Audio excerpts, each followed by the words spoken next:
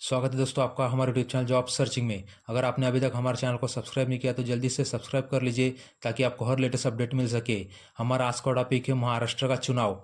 तो दोस्तों आपको पता ही होगा कि अभी लोकसभा का रिजल्ट निकला है, जिसमें महाराष्ट्र के लिए कुल सीट 48 थे। उसमें से भाजपा ने 9 सीट जीते, वहीं पर कांग्रेस ने 13, वहीं पर राष्ट्रवादी जो शरद पवार की थी उसने 8 सीट जीते हैं। राष्ट्रवादी जो अजित पवार की थी उसने 1 सीट जीता है।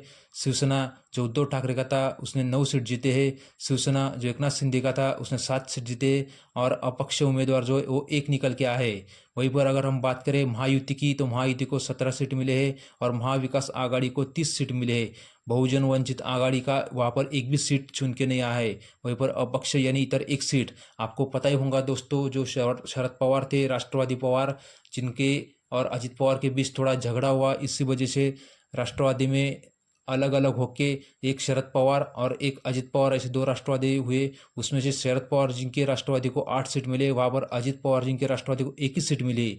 वैसे ही शिवसेना में भी कुछ झगड़े हुए थे, जिसके उद्धव ठाकरे गठ को 9 सीट मिले हैं, वहीं पर एकनाथ शिंदे जी के गठ को 7 सीट मिले हैं। तो दोस्तों आपको पता होना चाहिए, यहाँ पर आपको ऐसा रिलेटेड क्वेश्चन पूछा जा सकता है राज्य घटना यानी पॉलिटिक्स को इसके साथ में, कि महाराष्ट्र में लोकसभा के कुल सीट कितने हैं, तो आपको उसका आंसर देते आना चाहिए 48।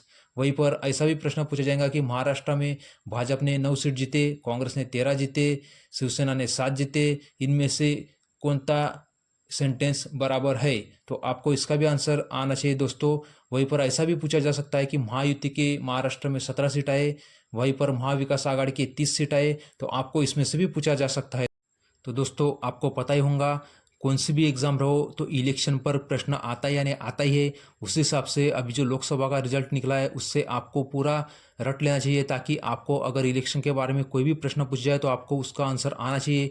उस हिसाब से मैंने आपको वही रिलेटेड महाराष्ट्र के लिए जो 48 सीटें लोकसभा के उसके बारे में बताया है। इसी तरह से आपको पूरा भारत का पढ़ाई करनी होगी, और आपको कुछ भी प्रश्न आया तो आपको उसका आंसर देते आना चाहिए। तो दोस्तों यह हमारा करंट अफेयर का एक वीडियो था जो कि आप अच्छी तरह से रट ले। और अगर आपको यह हमारा वीडियो अच्छा लगा तो हमारे वीडियो को लाइक करिए, शेयर करिए और हमारा चैनल जॉब सर्चिंग को सब्सक्राइब कीजिए। थैंक यू दोस्तों।